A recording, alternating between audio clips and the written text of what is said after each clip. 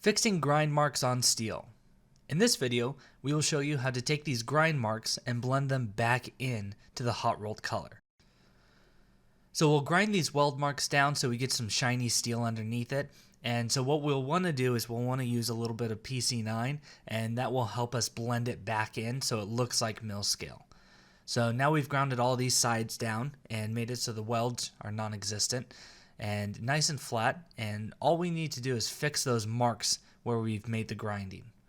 So we'll use the Sculpt Nouveau metal cleaner, and the denatured alcohol or the isopropyl alcohol works well in this as well, but this is a pretty oily piece of steel, so that's why I went with the Sculpt Nouveau metal cleaner and the Scotch-Brite pad. Works really well. You just kind of cut through it, and the scratches made by it are going to be non-existent once we get going on the PC-9. And the nice thing about doing this is once we get the PC-9, we can even coat the whole thing, because remember, PC-9 doesn't work when there's mill scale. So it's only going to affect those areas where we have the shiny steel. Once we have this cleaned up, we'll rinse it and dry it, and that's when we'll bring in the PC-9. Now you don't want to use full strength PC-9. You can see I've got 75% strength here, so that means a quarter of it is water, distilled water, and 75% is just full concentrate PC-9. So it's a 75% mixture. Once we have that, we're going to spray it on, and it does react rather fast. You can see it's already kind of blending in pretty well. For me, I don't like just leaving it on. I think it looks a lot better if you work it just a little bit, and that Scotch-Brite will help kind of make it smooth and everything. And overall, you can see I coated the entire thing, and it really helps kind of blend everything together. I don't work it for too long, just kind of until I can see I'm liking how it's working. But the Scotch-Brite really does help kind of push in and make sure that we get a good reaction as well. So it's kind of a twofold process. But once I get kind of over the whole thing and I think it looks pretty good, I'll rinse it and dry it. And in this one, I actually got it re-wetted because I like doing steel wool over the top. You can see it looks pretty good, but I'm going to go back with the steel wool and just really lightly go over the top. And this is a 4/0 steel wool, and this really sells it.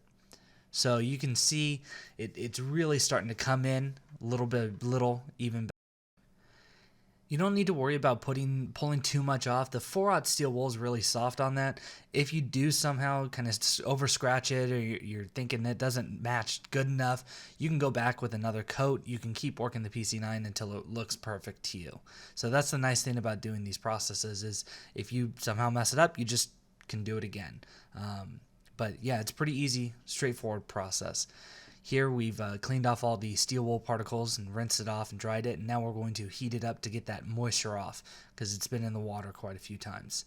And it's a little thick, so we just kind of heat it up, and I'm trying to spread out the heat evenly so we don't have one spot that gets too hot. But overall, once we dry it out, then we can seal it. And you can see that color gets a lot closer now. We're just trying to match that mill scale. Now with these processes, you can use a lot of different products. I'm going to use the clear metal oil here. I think it really adds to the depth and interest of these things. So I'm going to use that with a microfiber towel. But if you want to use ClearGuard or Everclear, Smart Coat, all of them work just fine over the steel.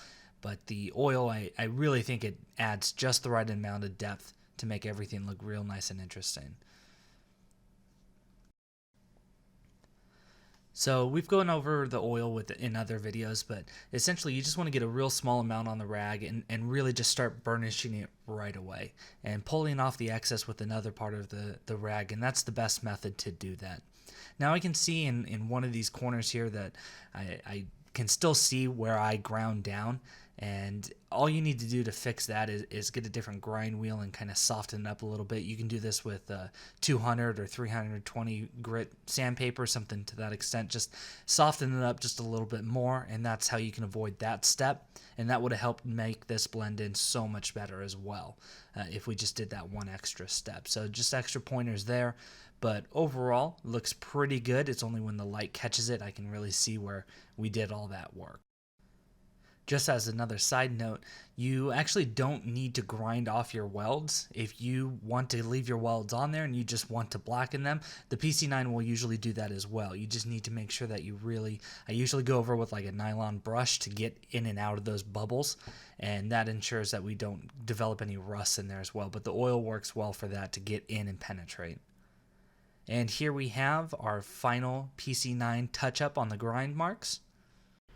Now you can see that not all of the corners are perfect. Some of them blend in a little bit better than others, and really what that comes down to is more prep work. So the better we sand this out and kind of, instead of go from a grind and we can kind of smooth and soften it out, the better it will look. Birchwood PC-9 is available at www.sculptnouveau.com or by calling us at 760-432-8242.